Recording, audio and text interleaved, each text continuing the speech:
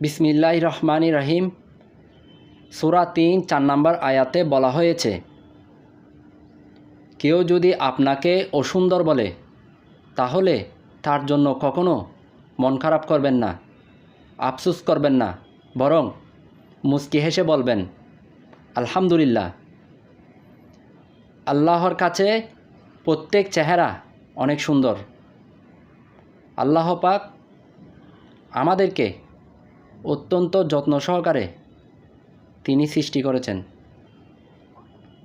এবং আল্লাহ তাআলা তার হাবিবদেরকে জানিয়ে দিয়েছেন, আমি প্রতিটা মানুষকে উত্তম উভয় দিয়ে সৃষ্টি করেছি। সুতরাং এই জন্য মন খারাপ করার, আফসোস করার কিছুই নেই।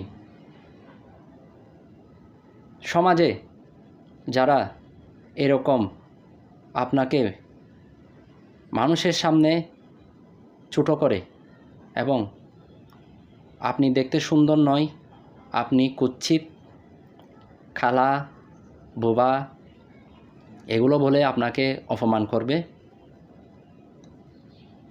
এজন্য কখনোই আপনি মনটাকে ছোট করবেন না এবং আফসোস হবেন না।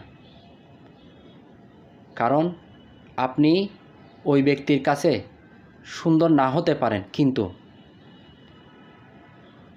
যিনি মহান আল্লাহ তাআলা, যিনি আমাদেরকে সৃষ্টি করেছেন, এই বিশ্বজগৎ সৃষ্টি করেছেন, আপনি তো তার কাছে অনেক সুন্দর।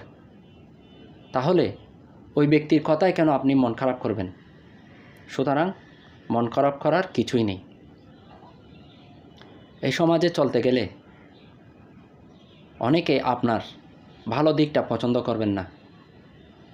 আপনি যে সুন্দরভাবে দুনিয়াতে জীবনযাপন করতেছেন, আপনি যে সৎভাবে দুনিয়াতে জীবনযাপন করতেছেন, এটা অন্যজনের খারাপ লাগবে।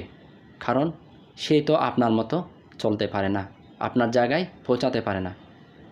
সেজন্য আফসোস করার দরকার নাই। এই হিংসার প্রতিফল মহান আল্লাহ তাআলা তাকে দিবেন। অহংকার করলে অহংকার পতনের মূল। সুতরাং যে অহংকার করবে তার ধ্বংসও হবে। সুন্দর করে দুনিয়াতে বাঁচার চেষ্টা করুন এবং আসুন আমরা একে অপরের সাথে সুন্দর ব্যবহার করি, সুন্দর পথে চলার চেষ্টা করি। এই ভিডিওটি যদি আপনাদের ভালো লাগে তাহলে আমাকে সবাই সাবস্ক্রাইব করে দিবেন।